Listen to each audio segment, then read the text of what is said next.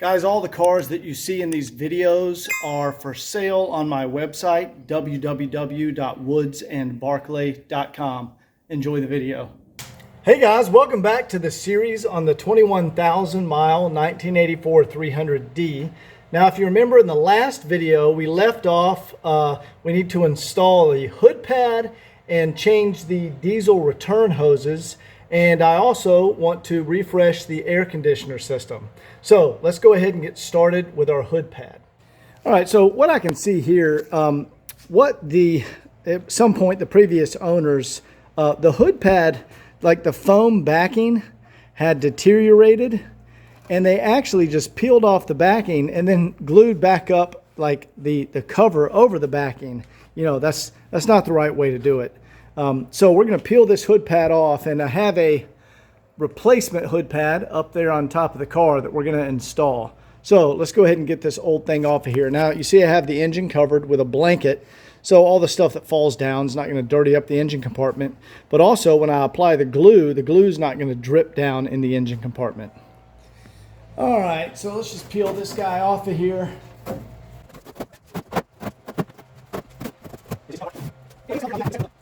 All right, we have that nasty old pad material off of here, so let me go throw this away.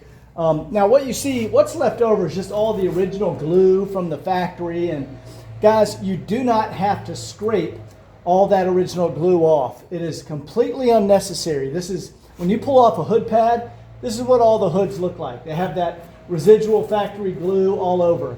When you apply a new hood pad, you just spray right over that with your fresh glue and you attach the hood pad. Do not waste your time trying to get all of this glue off of here. It is not necessary to do that, and you'll drive yourself crazy trying to do that.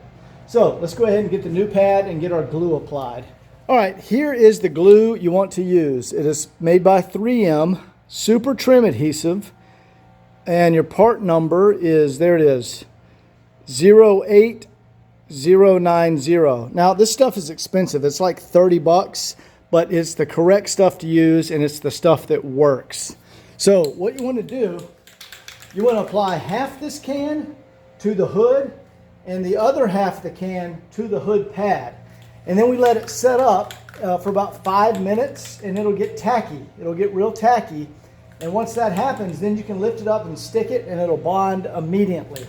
So let's go ahead and get this sprayed on the car. Now, this stuff is messy and it's extremely sticky. Like if you get it on anything, it's not coming off. So you want to make sure you cover your engine with a blanket, and I'll push it up so it doesn't get up on the windshield and all that. And see how I've got it tucked up here. All right, let's go ahead and start applying it. First, we'll go ahead and apply it to our hood pad.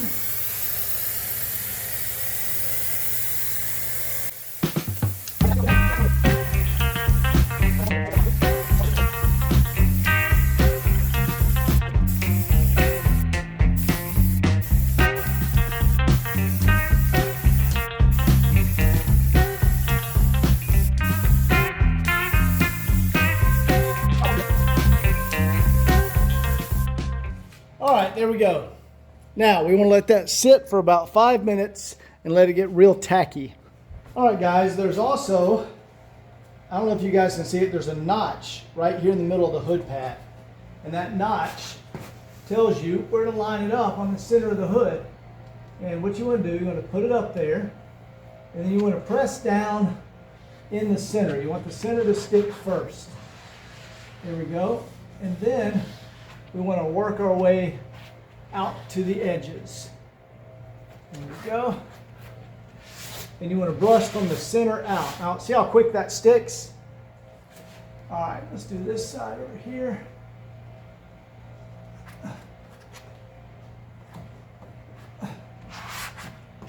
All right.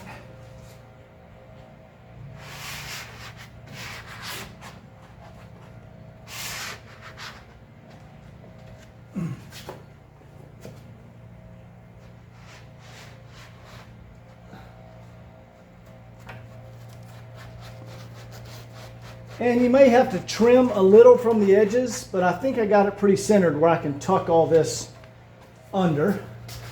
Yeah, we got it good. You just tuck your edges under.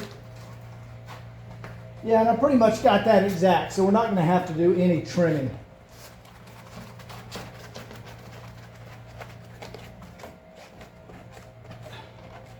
There we go, guys. I pretty much nailed that one. And just going to rub it down the middle, get it pressed on there good.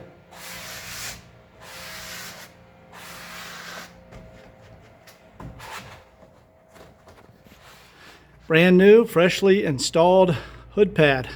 Let me back up so you guys can see it. There we go. Perfect. Now you notice this one doesn't have the foil square.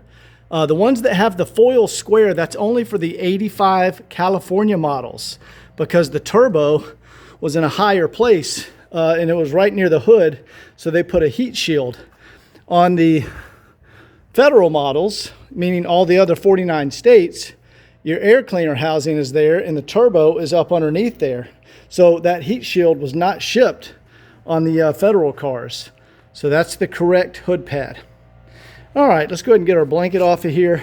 And next thing we want to do, I'll leave our blanket there because I'm going to be leaning over the car. Next thing we want to do is replace these diesel injector lines. These are the return lines that return any unburnt fuel back to the tank. Now, I've already put on an original Mercedes line right there.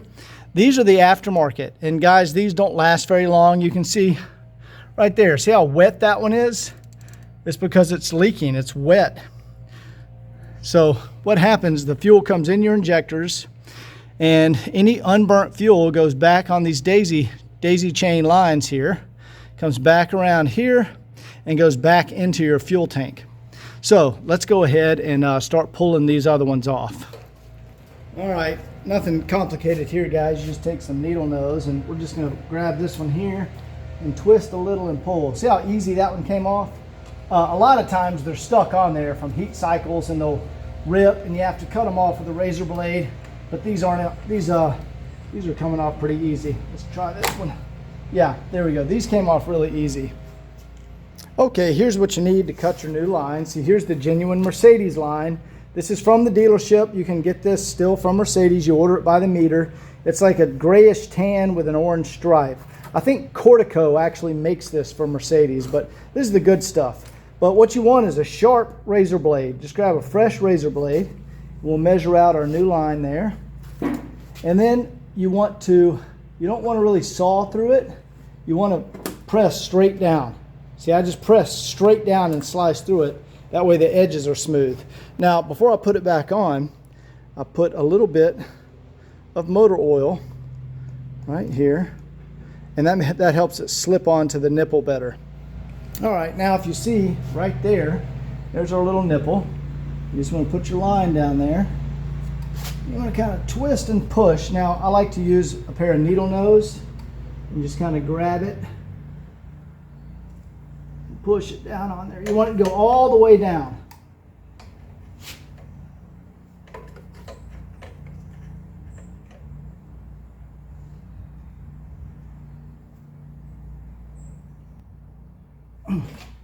There we go. That one's all the way down.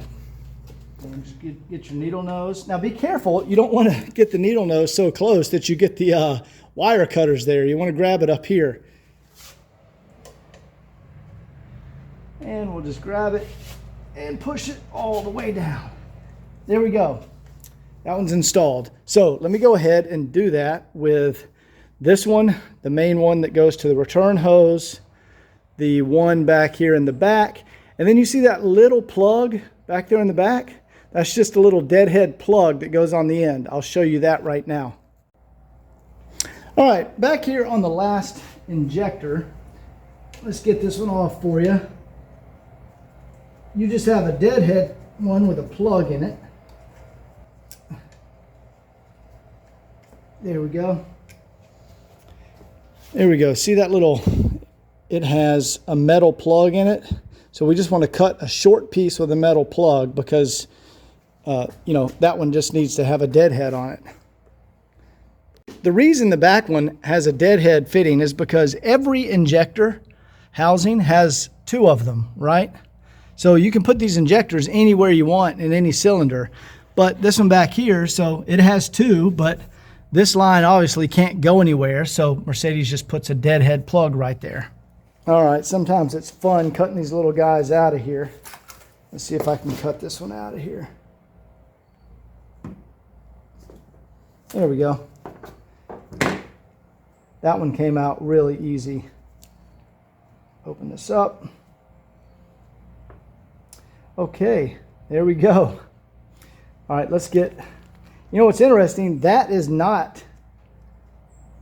just a dowel pin someone put in there. That is not the Mercedes deadhead plug. So let me show you what the real one looks like. All right, just went over to my parts bin, and here's a old plug that I have. Let me cut this one open, and we're going to get the correct deadhead plug out of here. There we go. All right, let's see if I can get this one out of here.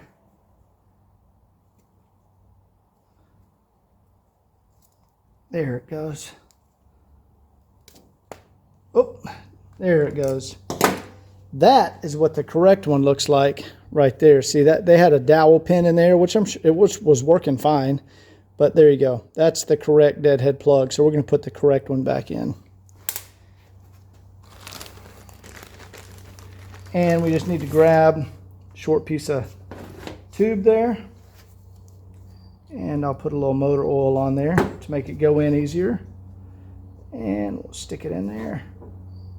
There we go, and we'll just cram it down here on the tabletop to push it in.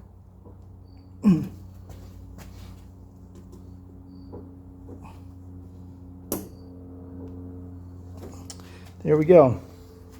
We have our deadhead plug in there. Let's go ahead and get this back on the car. All right, go back around here to the back. Put that on there. See if we can get it pressed down there with some pliers.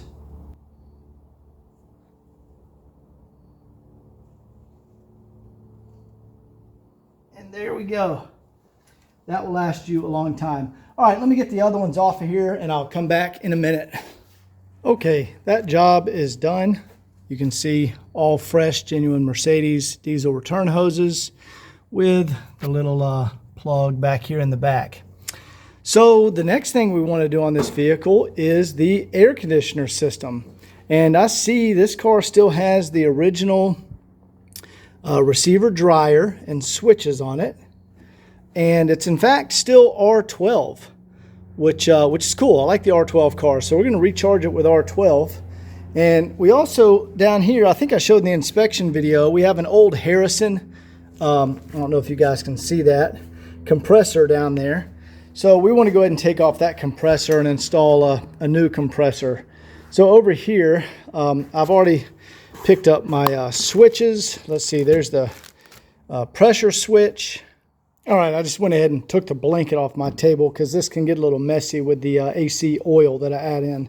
But we have our pressure switch, our temp switch. Actually, that's the temp switch. That's the pressure switch. And they screw in here to the receiver dryer. And then we have our seals. We have our green seal and our gold seal for our new compressor. They go right here. Now your compressor will come with red seals. And it's, guys, it's tempting to use these because you'll think that these are the ones that fit. Do not use the green seals. Throw those away. All right, let's go ahead and start getting stuff disconnected from the car. So what I'm going to do first, I'm going to go over here and remove this headlight bezel because we want to get access back here to the receiver dryer, and it's easiest to go through the headlight. And there's just some little plastic. Let me see if I can show you guys down here. There's one right there. There's like 3 little plastic screws. And we just unscrew all those and our headlight bezel comes off. And then we can actually take our headlight assembly out. And there's a nice big hole for us to reach through there and work here on removing the receiver dryer. Here we go. That just slides right out of here. We'll set this to the side. Now, there's also one of those little screws that holds in the side marker or the turn signal, little plastic plastic screw. There we go. Take that off. And this will also slide forward. And what we can do with this one is just hang it right there. It doesn't weigh anything, and that plug will keep it, you know, just hanging right there, no problem. Now, wow, look how clean it is in there. Now we'll see there's 2 screws here. And there's should be one there. You know what? I'll just go ahead and remove it for safety's sake. I don't want that to break. All right. Then we have a screw right here in the front. And there's one right here at the bottom. All right, easy as that, guys. And then we can take out this headlight assembly, and it gives us perfect access to the receiver dryer. Let me put my screws over here. There we go. And we'll just go ahead and unplug the power. And there we go. We can easily just set this aside. Look how nice that is. Look how yellow that is. 21,000 miles. Okay, there's what we want access to. See, there's our old original pressure switch, original temp switch, and then there's our fittings. This goes up to the condenser up here in the front. And I think this goes under the dash to the expansion valve. So we're just gonna unplug our switches. Here we go. And there we go. All right. Now let me get some wrenches to undo the fittings. All right, I think these are 19 millimeter, yeah. So let's see, counterclockwise would be that way.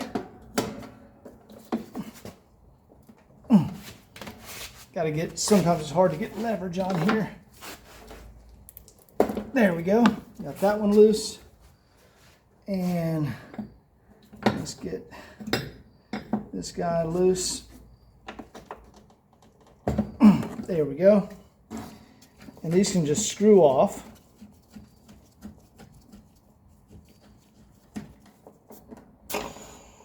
Oh, there was a little pressure still left in there, but the system was dry. I checked that first, you guys. Okay, and there's one of the old O-rings. See that black O-ring? And the other one is actually stuck in the receiver dryer, the O-ring that goes here. But we're going to replace those O-rings with new O-rings. Okay, so the receiver dryer can now come out. Now, right here is a sheet metal screw, 8 millimeter.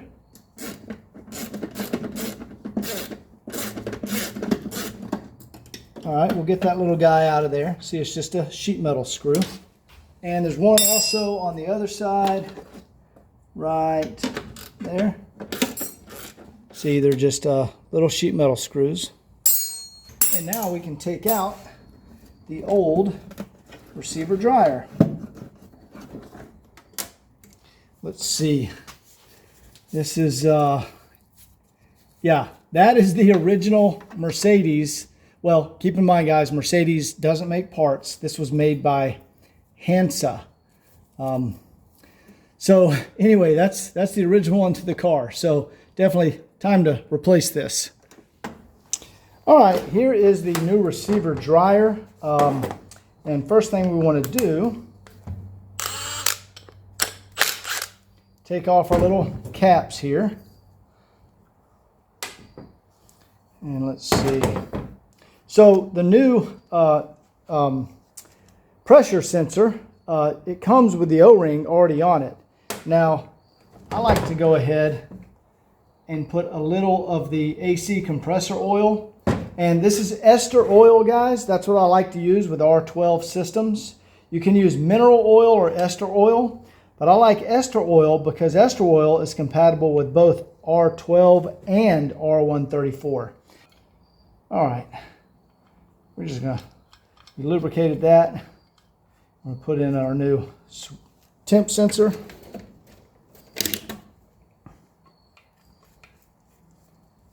We're going to take our cap off here. Take that O-ring off there. Hey, by the way, when you see me doing brake systems and I cover the brake hose with a little cap so it doesn't leak, this is where I get these little green caps from these little temperature sensors. All right, there we go. Now we take off our protective caps, and this is ready to go back in the car. Now, I want to replace the O-rings on the two lines that are in the car. So let's go do that before we take those caps off.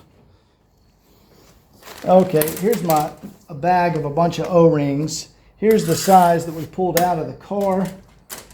And I think that's one right there. Yep, and we need 2 of them. There's another one right there. So I'm going to lubricate these a little bit.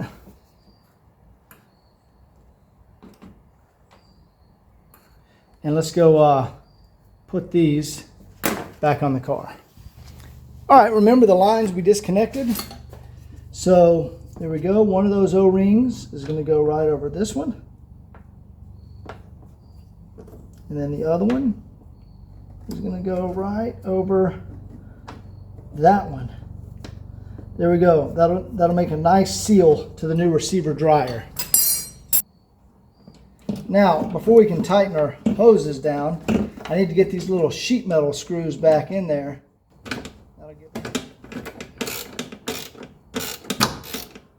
Hold it here and we'll give it a good grunt. And that's about it. There we go. One grunt. Now let's go ahead and reconnect our power connectors. All right, this one is going to come over here. Now what you have to do, the new pressure or temperature sensor, they have rubber boots over both of the blade connectors. And so Mercedes already includes a plastic boot over their connector. So what you have to do is just slice the connector on the new one so it goes in correctly. Pretty easy. Just take a razor blade and you slice that new connector right up the side there and right up the side there. And then you can kind of peel that back and plug it into the Mercedes connector. There we go. And then they just flap down back around it like that. All right, and then these two just plug in on the new connector here. We'll undo it. There we go.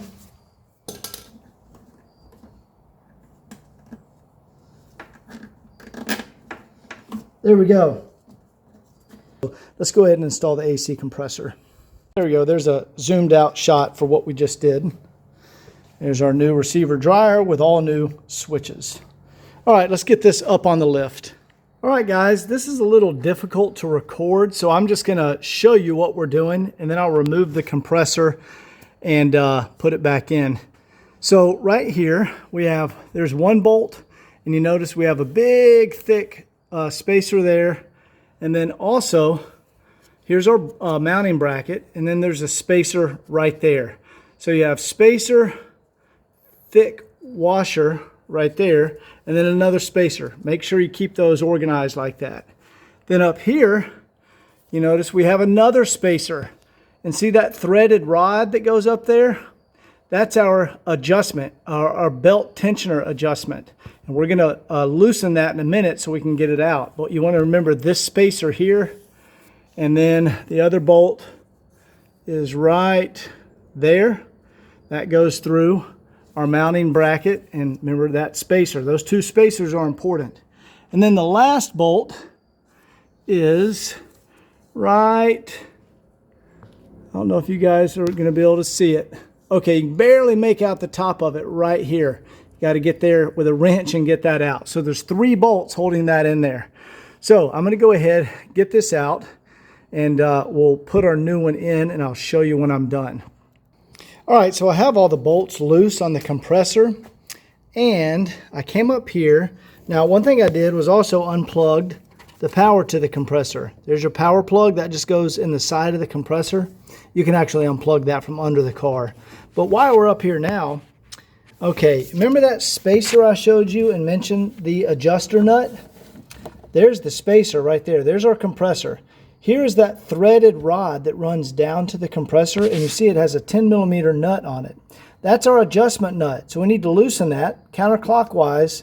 So that threaded rod will push down on the compressor, and that relieves the tension, the belt tension, so you can actually remove the compressor.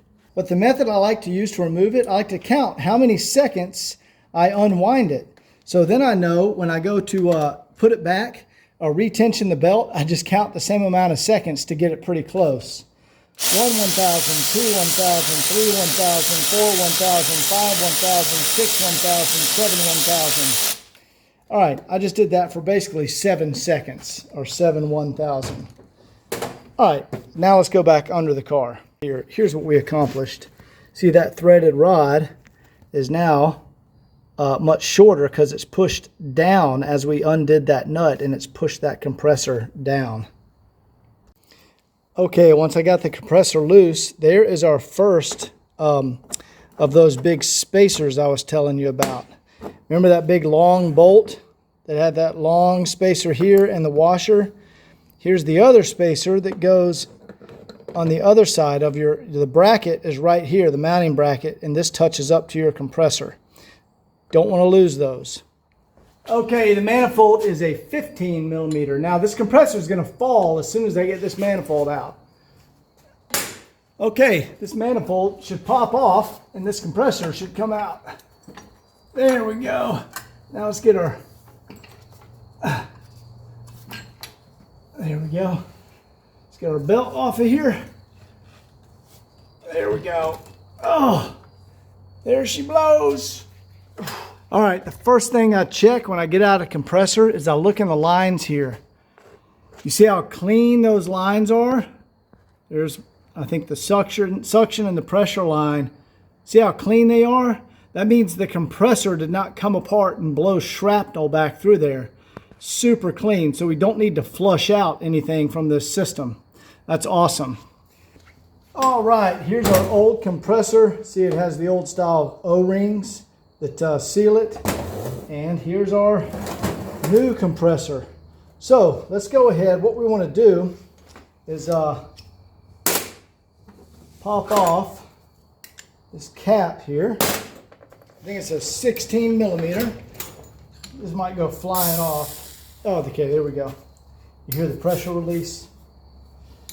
All right, here's that bolt I was trying to get undone a minute ago for the manifold. They're so hard to get out of there. All right, so what we want to do, first we want to drain the oil out of here. And then we want to refill it once it's on the car, because if you try to install this with the oil in it, it is going to pour all over your head. All right, here's my little graduated cup, and I can see right here on the side we have ounces, and usually 2 ounces come out of here because they're charged with pre-charged at the factory with oil. There we go, there it comes. And every time it's always about 2 ounces that comes out. That's almost, I would say that's a little over 2.5. Yeah, because there's 4 ounces and 3 ounces would be right. So I'd say that's almost 3 ounces, just shy of 3 ounces. Yeah, so we're going to add in like 2.5, close to 3 ounces back into the compressor. The good thing is, guys, this isn't rocket science. These measurements don't have to be exactly precise.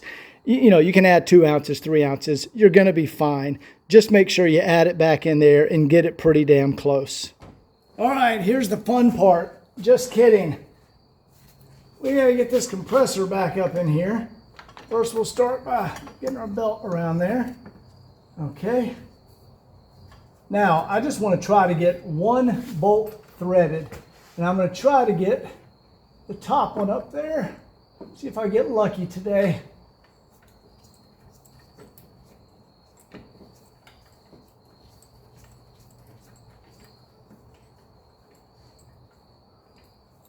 Oh my God, I think I got lucky. I got that top one threaded in there. Sometimes that takes me like 5 minutes. And you're holding that over your head and your arms get so tired. All right, let's go ahead and get the rest of them started and then get our manifold reconnected. I'll come back when I'm done with that. Okay, I think that was probably the smoothest compressor install I've had in a while. Everything slipped right in. Now you can see I put our spacer back here, and see our spacer right there. Remember, that's that big long one. And now, see, our manifold is not connected.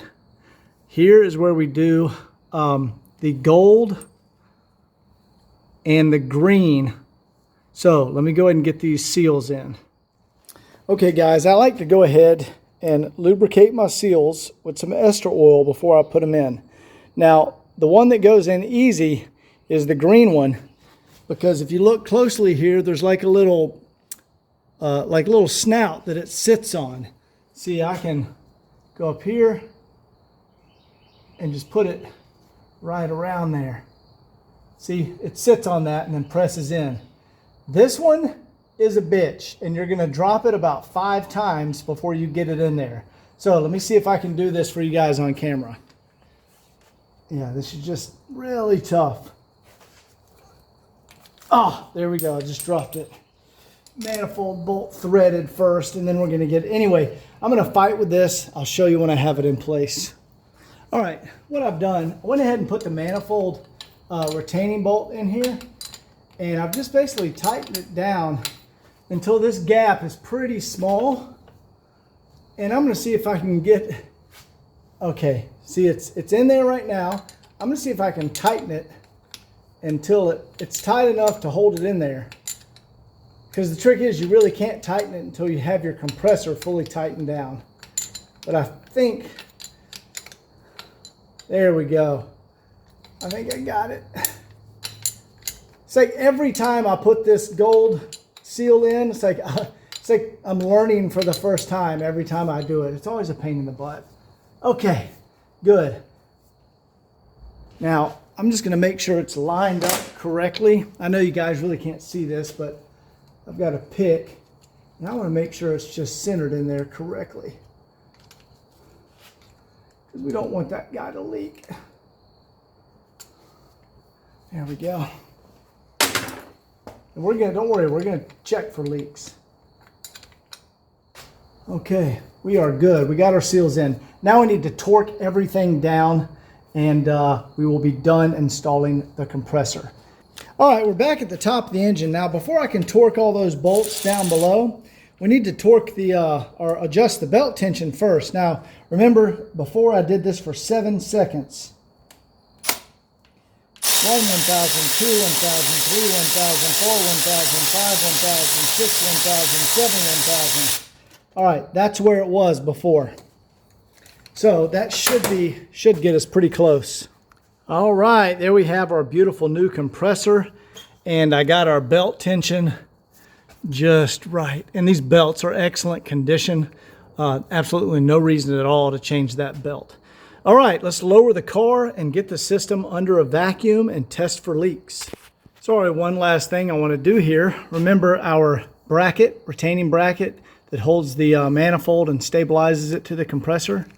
Here is our 13 millimeter that goes through there. So let me go ahead and install that.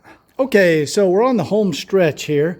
Before we recharge the system with R12, don't let this overwhelm you guys. All these are vacuum gauges or pressure gauges.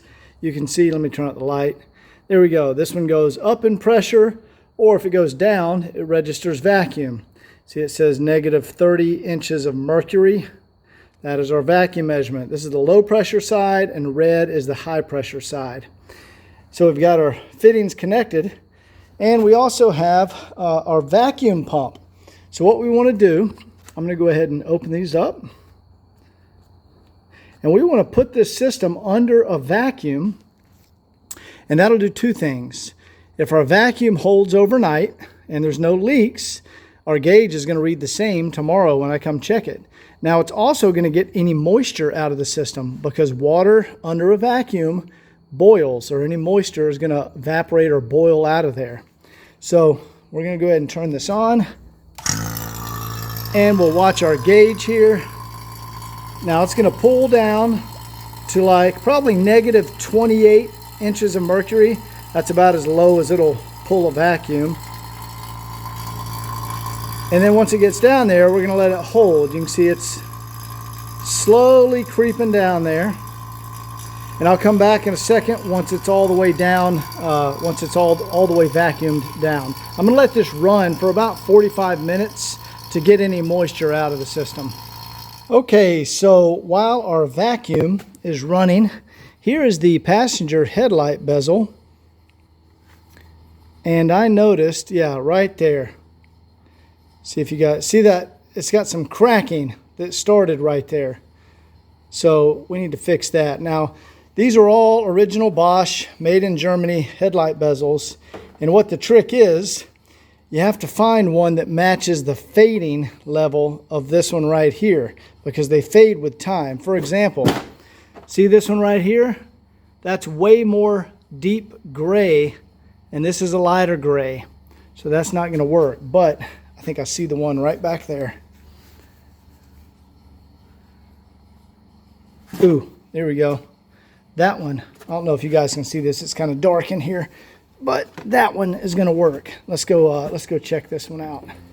That's got a pretty similar fade to it. Let me see if I can grab another one. We want to get one that matches the best, and just because that little crack right there.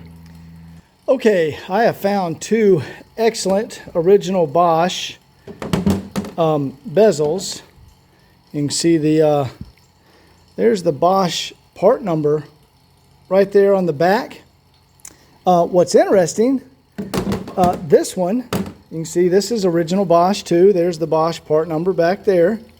And this one says made in Germany on this one. However, this one doesn't have the made in Germany.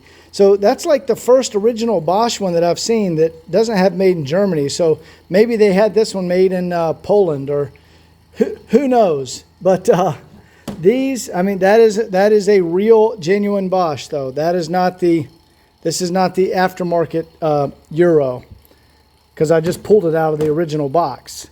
But those are great matching bezels, because I'm going to replace both. Because I was looking over here at the driver's side, and you can see right there, look at that. It's got that little crack right there. And that's not going to work on a car like this. So we're going to go ahead and replace both of those now. All right, there we go, guys. Much better. Got rid of the little cracks. We got a fresh bezel in there. And they're both matching fades because these are new out of the box. Anyway, let's get back to the AC. So this has been going for about 45 minutes. So I'm going to go ahead and shut off our valves here. There we go. And let's go ahead and turn off our pump. And let me turn off the light so you guys can see this. Now, see our gauge reads, it's like just shy of negative 30 inches of mercury. It's like negative 28, negative 29. There you go. See where that is? And same goes on this gauge reading here. So we want to let that sit for, I'm going to leave it on there for like 12 hours. And we're going to see if it holds vacuum. If it does, that means we have no leaks.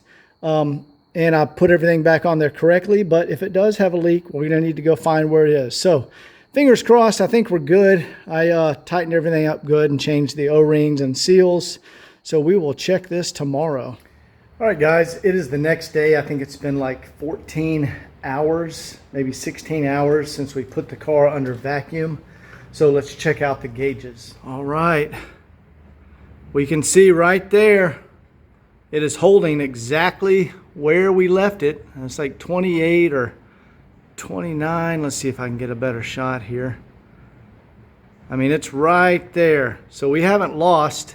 Let's check this one here. We have not lost any vacuum, so we are leak free in this system. So it's time to recharge it. Let's get some R12. All right, we might get a little rattling because you can see I have the car up on the, I have the car up on the lift, and so we might get some rattling when I fire it up here because all the wheels are off the car. But first thing we need to do, we need to crank the car and put the AC on high. Now, if we look right up here on the core support, we can see that for the 123 chassis, for the R12 system, it says maximum R12 is 2.9 pounds. So over here on our table, I have some original DuPont. There we go, Freon R12, and each of these cans says, there we go, focus, there we go, 14 ounces. So 3 of these cans is 42 ounces divided by 16, and that is right around 2.6 pounds. Now, that's the perfect amount, 3 cans, because notice here it says the maximum is 2.9 pounds.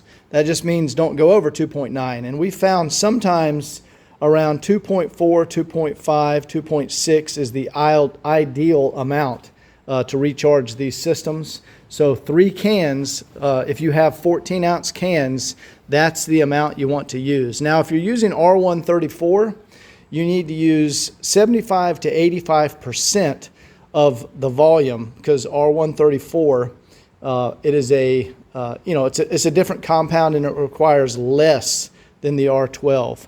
So, but for R12, we're going to put in 2.6 pounds. Okay, here is our oil injector, and if you remember from that compressor that we just installed on the car, we removed about 2.5, 3 ounces of oil. So I've got the ester oil poured into here. This is a 2-ounce canister, and I'm going to go ahead and add 1 of these back in there, and then an additional ounce to just make up for any loss. Now keep in mind, this system was not opened, it was original. And so the original mineral oil is still in there. That stuff doesn't come out. It doesn't go away. So I'm going to go ahead and add 1 of these for the compressor, and then add another one to account for the replacement of the receiver dryer and the additional ounce that we pulled out of that compressor, because it was close to around 3 ounces. And guys, you don't have to get this like exactly correct. It's not rocket science. Just make sure you put some oil back in the system. And that's the way we're going to do that. All right, so the first thing I'm going to do is tap one of our R12 cans. We'll put this can tap on here. And I'm going to add in 1 canister, and then add in our oil, and then add in the other 2 canisters. So we need to screw this down. And then I'm going to go ahead and puncture the can and connect it. Let's go ahead and get the car fired up. Okay, right here I have a pot of hot tap water, just hot water out of the sink. And what this is for, when we start putting in the R12, in order to help it evaporate better out of the canister, one of my mentors, an old school Mercedes mechanic, he showed me that when you put the cans in the hot tap water, it helps them to evaporate more and more efficiently come out of the can, and it doesn't take as long. So that's what we're going to use that for. But first, let's go ahead and crank up the car, and let's add back in our compressor oil. There we go.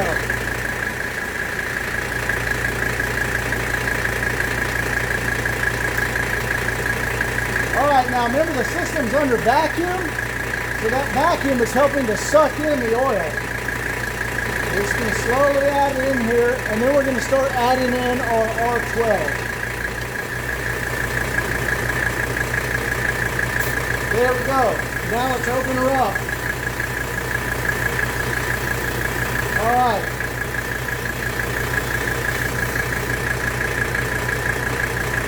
Our R12 is now going in the system, and we should hear our compressor kick on once it gets to a certain level. There's our compressor. Did you hear it just kick on?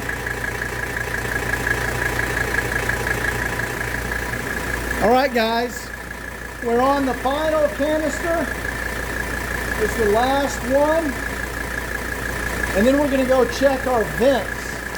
Also, on R12 systems, you have a sight glass right down here. See the R12 going through our sight glass? And on an R12 system, you know it's charged when the bubbles go away. See, our bubbles just started to go away. So we know that it's getting fully charged. You can't do that on R134, but you can do that when you're doing R12. So let me go ahead and get this last can in, and then we're going to go check our vent temperatures. All right, guys, you can see how humid it is out here in the shop. This AC is blowing ice cold. It's even fogging up the back windows back here. Oh yeah, let me show you guys this. I'm gonna put our gauge right in here, and I'm gonna give it a second to go down, but I expect it to get down to around 39 degrees or so. Let's see here. All right, so the green mark is 40 degrees. All right, let's see if it's gonna focus. There we go, look at that. We're at 40 degrees, and I expect this to drop to, there we go, it's going a little lower. I think we're gonna hit 39 degrees, and that's exactly what I would expect from an R12 system. And this AC, yeah, that is ice cold. It is working perfect.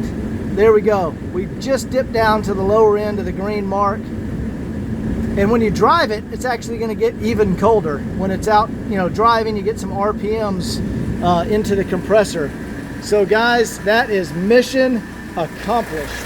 All right, so we've added in all of the R12, and now I'm putting in our final ounce of oil. There we go, open up the system.